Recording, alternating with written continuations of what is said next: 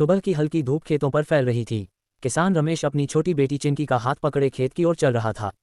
रमेश के हाथ में बीज थे और आंखों में उम्मीद। चिंकी खुशी खुशी उनसे बीज मांग रही थी, जैसे ये कोई खेल हो। दोनों ने खेत में बीज बोए। रमेश ने मिट्टी को सहलाया और चिंकी ने नन्हे हाथों से बीज डाल दिए। पापा, इससे फसल आएगी ना? रमेश मुस्कुराया। हाँ बेटी, अगर भगवान ने साथ दिया। लेकिन कुछ ही दिनों में धूप तेज हो गई। बारिश नहीं हुई, मिट्टी फटने लगी, फसल सूखने लगी। रमेश परेशान था और चिंकी चुपचाप उसका हाथ थामे खड़ी थी। शाम को घर लौटकर चिंकी अपने कमरे से एक छोटी सी गुल्लक लेकर आए।